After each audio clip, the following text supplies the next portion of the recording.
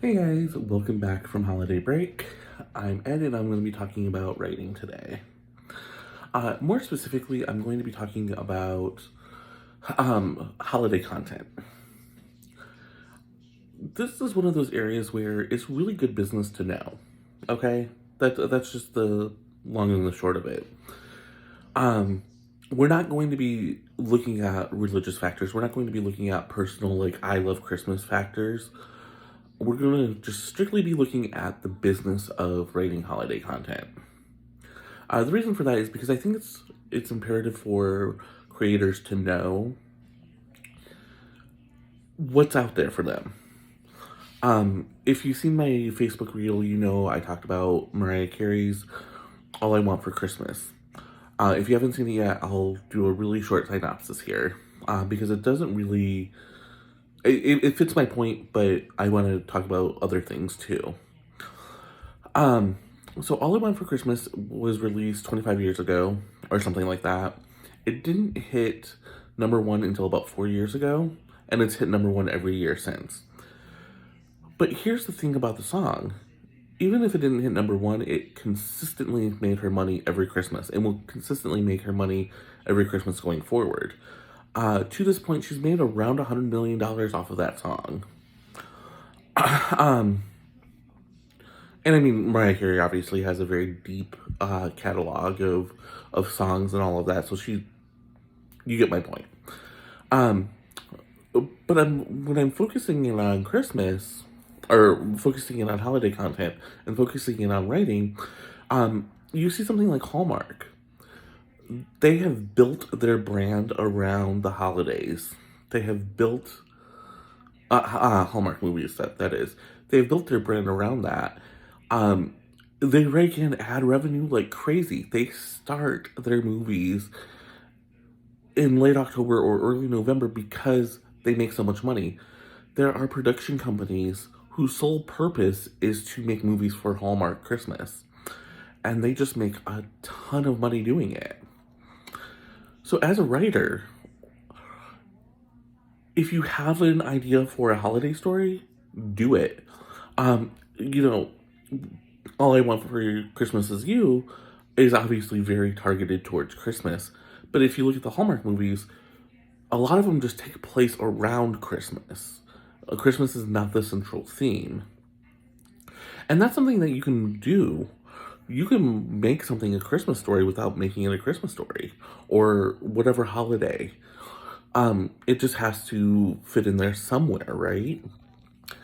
So when you're doing it though, it can't just be like, oh, I want to tell a horror story about Christmas. It should be rooted within some mythos, right? Um, if you're gonna do a fantasy story, why do they celebrate Christmas or whatever holiday? Um, for anyone watching, when I say Christmas, I just mean the holidays. I don't mean to offend or anything of that sort. Um, I don't have a script. I'm just talking off the top of my head, so please forgive me.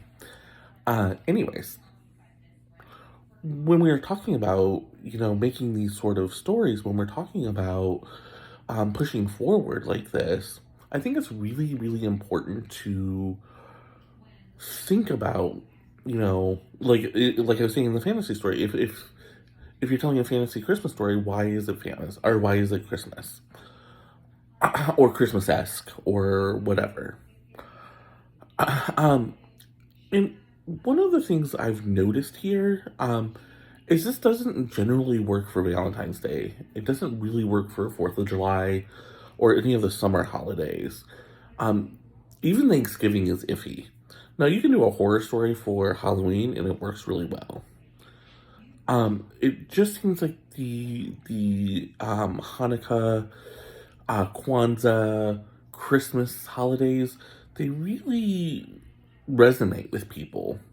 There are stories about Thanksgiving, there are stories about Valentine's Day, New Year's, and all of those.